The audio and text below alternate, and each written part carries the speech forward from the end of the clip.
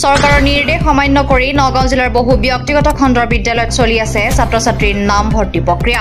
অসম উচ্চতৰ মাধ্যমিক শিক্ষা সংসদৰ নিৰ্দেশনাক বৃদ্ধাংগুষ্ট প্ৰদৰ্শন। বহু ছাত্ৰ-ছাত্ৰীৰ ভৱিষ্যত অন্ধকাৰৰ দিশে। অসম উচ্চতৰ মাধ্যমিক শিক্ষা সংসদৰ নিৰ্দেশনাক বৃদ্ধাংগুষ্ট প্ৰদৰ্শন। বিভাগীয় অনুমতি আৰু দৰ্পণ পৰ্টেল নথকা শিক্ষানুষ্ঠানৰ ব্লেকমেইলিং। মাটি ভেটি ঘৰ দুৱাৰ অনুমতি স্বীকৃতি একো নাই। নাই দৰ্পণ পৰ্টেলৰ সুবিধা, কিন্তু দি আছে এডমিশ্যন। কঠোৰ নিৰ্দেশ থকাৰ পাছতো নিৰ্বিঘ্নে চলাই গৈছে উচ্চতৰ মাধ্যমিকৰ প্ৰথম বৰ্ষৰ ছাত্ৰ-ছাত্ৰীৰ নামভৰ্তি প্ৰক্ৰিয়া।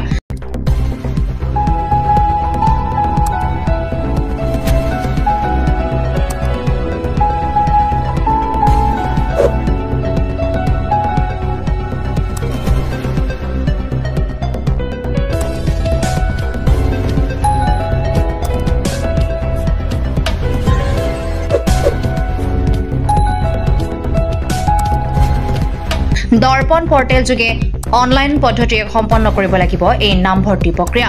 কিন্তু নগাঁৱত মুষ্টিমেয় কেইখনমান শিক্ষানুষ্ঠানৰহে আছে এই সুবিধা। অনুমতি আৰু দৰ্পণ পৰ্টেলৰ সুবিধা নথকা কোনো শিক্ষানুষ্ঠানে নামভৰ্তি কৰিব নোৱাৰে। চৰকাৰীভাৱে পঞ্জীয়ন থকা ব্যক্তিগত খণ্ডৰ বিদ্যালয়েহে দৰ্পণ পৰ্টেল যোগে ছাত্ৰ-ছাত্ৰীৰ নামভৰ্তি কৰিব পাৰে। কিন্তু নগাঁৱৰ উত্তৰ অঞ্চলৰ বহুকেইখন ব্যক্তিগত খণ্ডৰ বিদ্যালয়ত চৰকাৰী নীতি নিৰ্দেশনা ভৰিৰে মোহাৰি গোপনে চলাইছে নামভৰ্তিকৰণৰ প্ৰক্ৰিয়া। একাংশ ভুৱা আৰু ভাড়াতীয়া শিক্ষানুষ্ঠানে ইয়াৰ জৰিয়তে সংগ্ৰহ কৰিছে লাখ লাখ টকা।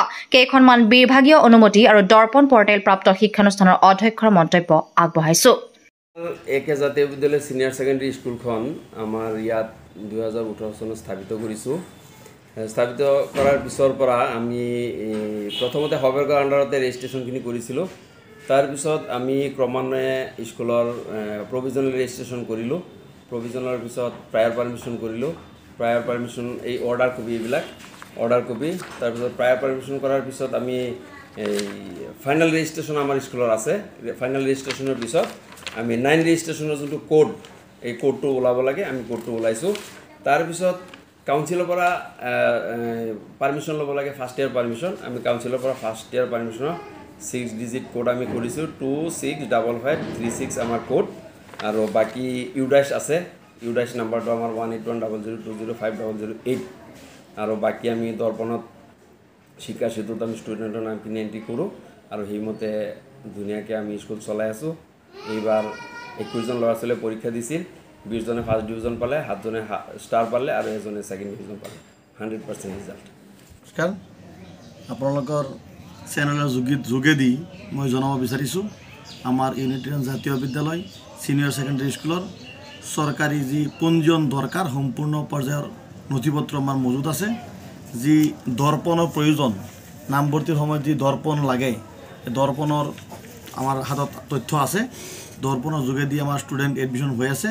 এই মুহূৰ্তত আপোনালোকৰ চেনেলৰ যোগেদি মই সন্মানীয় অভিভাৱকসকলক জনাব বিচাৰিছোঁ, বহু বিদ্যালয়ত দৰ্পণ নাই, মানে চৰকাৰী পঞ্জীয়ন নথকাৰ কাৰণে দৰ্পণৰ সুবিধা নাই। আপোনালোকে ছাত্ৰ ছাত্ৰী এইবাৰ নামভৰ্তি কৰাৰ সময়ত দৰ্পণ আছে নে নাই এই কথাটো বিবেচনা কৰিহে নামভৰ্তি কৰাব। অন্যথা ছাত্ৰ ছাত্ৰী লৈ আপোনালোক বিপদত পৰিব পাৰে। কেনেধৰণৰ বিপদ হ'ব পাৰে? বিপদ মানে ছাত্ৰ যদি দৰ্পণৰ সীমাটো হৈছে 2 মে'লৈকে তাৰিখ দিয়া হৈছে। 2 মে'ৰ ভিতৰত নামভৰ্তি কৰাব লাগিব। আৰু যদি 2 মে'ৰ ভিতৰত দৰ্পণত নাম এণ্ট্ৰি নহয়, এই ছাত্ৰজনে এই বছৰ হায়াৰ ছেকেণ্ডেৰী পঢ়িব নোৱাৰিব। মেট্ৰিক পৰীক্ষাৰ ফলাফল দিয়াৰ লগে লগে আৰম্ভ হৈছে হায়াৰ ছেকেণ্ডেৰী ফাৰ্ষ্ট ইয়াৰৰ এডমিশ্যনৰ প্ৰক্ৰিয়া আৰম্ভ হৈছে।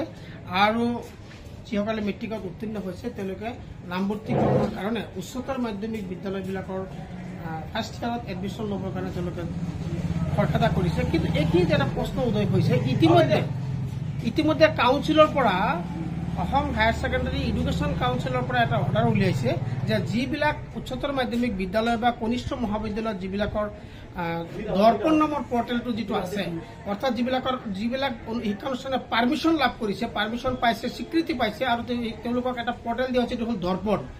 আৰু ছাত্ৰ ছাত্ৰীবিলাকৰ এডমিশ্যন ল'বলৈ হ'লে দৰ্পণৰ জৰিয়তেহে নামভৰ্তিকৰণ হ'ব, এডমিশ্যন হ'ব। কিন্তু ইয়াত দেখা গৈছে আমাৰ বিশেষকৈ নগাঁও জিলাৰ বৃহত্তৰ হয়বৰগাঁও অঞ্চলত আমাৰ গ্ৰাম্য অঞ্চলত যিখিনি শিক্ষানুষ্ঠান আছে, উচ্চতৰ মাধ্যমিক বিদ্যালয় বা ইতিমধ্যে দেখা গৈছে যিবিলাক কনিষ্ঠ মহাবিদ্যালয় আছে, মেক্সিমাম শিক্ষানুষ্ঠানৰে তেওঁলোকৰ দৰ্পণ নাই, তেওঁলোকৰ কাউন্সিলৰ পৰা কোনো পাৰ্মিশ্যন নাই। কিন্তু ডাঙৰ ডাঙৰ সাইনবোৰ্ড আৰি ডাঙৰ ডাঙৰ হোল্ডিং আৰি দি পেলাই তেওঁলোকে কোচিং সেন্টাৰৰ নিচিনাকে টিউশন সেন্টাৰৰ নিচিনাকে তেওঁলোকক ইনষ্টিটিউশন বিলাকত এডমিশন দি আছে নামভৰ্তিকৰণ প্ৰক্ৰিয়া চলাই আছে আৰু এনেকে এটা বক্ৰ পথৰে এটা লাখ লাখ টকা ইনকাম কৰাৰ কাৰণে কাম হৈ প্ৰয়াস কৰা দেখা গৈছে আমি দা নিউজ প্লাছত ধৰকক জনাব বিচাৰিছো অভিভাৱকসকলক বিশেষকৈ আপোনালোকে সচেতন হ'ব লাগে এলাৰ্ট হ'ব লাগে আপোনাৰ ভৱিষ্যতৰ সপোন আপোনাৰ সন্তানক যেতিয়া নামভৰ্তি কৰিবলৈ যাব তেতিয়া সেইখন শিক্ষানুষ্ঠানত আপোনালোকে নিশ্চয় এইটো লক্ষ্য কৰিব লাগে যে শিক্ষানুষ্ঠানখনৰ পাৰমিশ্যন আছে নেকি কাউন্সিলৰ পৰা তেওঁলোকক পাৰমিশ্যন পাইছে নেকি আৰু তেওঁলোকৰ দৰ্পণ পৰ্টেলটো আছে নেকি যদিহে এই যাৱতীয় কাগজ পত্ৰখিনি কাউন্সিলৰ পৰা তেওঁলোকে অনুষ্ঠানটো লাভ কৰিছে তেন্তে আপোনাৰ সন্তানক সেইখন শিক্ষানুষ্ঠানত নামভৰ্তি কৰিব পাৰিব বা আমাৰ গভৰ্ণমেণ্টৰ ফালৰ পৰা হওক এই অনুমতি নোহোৱাকৈ বেংক চতাৰ নিচিনাকৈ স্কুল কলেজ আজি প্ৰতিষ্ঠিত হৈছে যাৰ কাৰণে নিশ্চয়কৈ আমাৰ যিবিলাক ছাত্ৰ ছাত্ৰী সেইবিলাক স্কুলত নামভৰ্তিকৰণ কৰিব সেইটো নিশ্চয় সুবিধা হ'ব ইতিমধ্যে আমিও পাইছোঁ চৰকাৰৰ তৰফৰ পৰা যিটো নটিফিকেশ্যন আহিছে তাত স্পষ্টভাৱে লিখা আছে যিবোৰ শিক্ষানুষ্ঠানৰ ইউডাইচ নাই বা গভৰ্ণমেণ্ট পাৰ্মিশ্যন নাই সেইবোৰ শিক্ষানুষ্ঠানে কেতিয়াও প্ৰত্যক্ষভাৱে কোনো ষ্টুডেণ্টক এডমিশ্যন দিব নোৱাৰিব নতুন নিউ এডুকেশ্যন ছেশ্যন যেতিয়া আৰম্ভ হ'ব জাষ্ট আমাৰ যিটো HS ফাৰ্ষ্ট ইয়াৰ যিটো কোৰ্চ আৰম্ভ হ'ব ক্লাছ আৰম্ভ হ'বলৈ গৈ আছে মই জনাত সেইখিনিয়ে কিন্তু বহুত শিক্ষানুষ্ঠান শুনা পাইছোঁ কিন্তু নাজানো এক্সুৱেলি তেওঁলোকৰ আছে নে নাই বা কি পৰ্যায়ৰ কি কথা এতিয়া আনৰটো মই ক'ব নোৱাৰোঁ কিন্তু মোৰ নিজৰ যিটো ব্যক্তিগত অনুষ্ঠান সোণা একাডেমি ছিনিয়ৰ ছেকেণ্ডেৰী স্কুল কাউন্সিলৰ পাৰ্মিশ্যন আছে চেবাৰ পাৰ্মিশ্যন আছে ইউডাইচ আছে আৰু চবতকৈ ডাঙৰ কথা হ'ল যদি সেইবোৰ অনুষ্ঠান সেইবোৰ পাৰ্মিশ্যন নাথাকিলেহেঁতেন তেতিয়াহ'লে আমাৰ এই অনুষ্ঠানটোত কাউন্সিলে কেতিয়াও প্ৰেক্টিকেল এক্সামৰ চেণ্টাৰ নিদিলেহেঁতেন গোটেই documents up to the mark আছে কাৰণে সোণা একাডেমি ছিনিয়ৰ ছেকেণ্ডেৰী স্কুলত লাষ্ট 2 ইয়াৰ্ছৰ পৰা বিগত 2 বছৰ ধৰি আমাৰ এইখন অনুষ্ঠানতে ইয়াতে আমি HS ছেকেণ্ড ইয়াৰৰ প্ৰেক্টিকেল এক্সাম আমি অনুষ্ঠিত কৰি আহিছোঁ গতিকে প্ৰেক্টিকেল লেব আমাৰ আছে তাত আমি অনুষ্ঠান এডমিশ্যনৰ চিষ্টেমটো কি বৰ্তমান এতিয়া সকলোবোৰ যিবোৰ অনুষ্ঠানে এইবোৰ এডমিশ্যন দি আছে সেইবোৰ অনুষ্ঠান নিজস্ব গভৰ্ণমেণ্টৰ যিবোৰ ৰুলছ এণ্ড ৰেগুলেশ্যনছ যেনেকৈ পাৰ্মিশ্যন লোৱাৰ আগতে প্ৰত্যেকটো অনুষ্ঠানৰ নিজৰ লেণ্ড ডকুমেণ্টছ থাকিব লাগে সেই লেণ্ড ডকুমেণ্টছ থকাৰ উপৰিও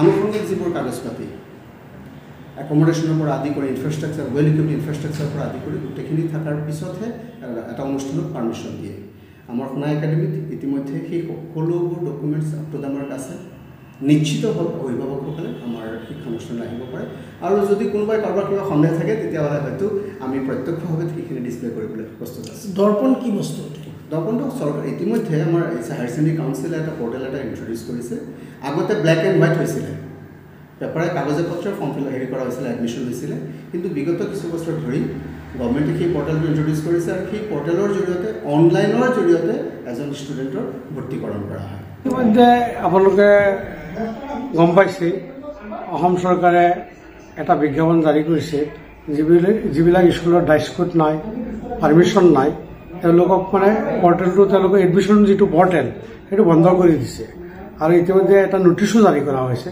গতিকে তথাপিও দেখা গৈছে কিছুমান বিভিন্ন জেগাত কাঠফুলাৰ দৰে গঢ়ি উঠা কিছুমান শিক্ষানুষ্ঠান যাৰ কোনো কাগজ পাতি পাৰ্মিশ্যন মাটি চাটি একো নাই তেওঁলোকে নামভৰ্তি কৰি আছে কিন্তু তেওঁলোকে নিয়মমতে যে গভৰ্ণমেণ্টৰ এজ পাৰ নটিফিকেশ্যন তেওঁলোকে কিন্তু নামভৰ্তি কৰিব নোৱাৰে গতিকে দেখা গৈছে বিভিন্ন শিক্ষানুষ্ঠান ছায়েন্সত আৰ্টছত কলা বা বিজ্ঞান শাখাত নামভৰ্তি কৰি ছাত্ৰ ছাত্ৰীৰ লাইফ লৈ হেতালি খেলিছে গতিকে এটা কাঠফুলাৰ দৰে বিজনেছত মানে পৰিণত কৰিছে গতিকে যিবিলাক শিক্ষানুষ্ঠানৰ পাৰ্মিশ্যন আছে বা দৰ্পণ পৰ্টেল আছে তেওঁলোকেহে নামভৰ্তি কৰিব পাৰিব কিয়নো ইতিমধ্যে দেখা গৈছে যে এই ছাত্ৰবিলাকে যদি এইবিলাক অনুষ্ঠানত যিবিলাকৰ পাৰ্মিশ্যন নাই বা পৰ্টেল দৰ্পণ পৰ্টেল নাই অনুষ্ঠানত যদি নামভৰ্তি কৰে তেতিয়া তেওঁলোকৰ ফিউচাৰ কিন্তু বিভিন্ন সমস্যাৰ সন্মুখীন হ'ব কাৰণ তেওঁলোকৰ নামত যিহেতু ৰেজিষ্ট্ৰেশ্যন নহয় আৰু চৰকাৰী বিদ্যালয়ে এইবাৰ ৰেজিষ্ট্ৰেশ্যন কৰিব নোৱাৰে এই বিদ্যালয়সমূহৰ কাৰণ তেওঁলোকৰ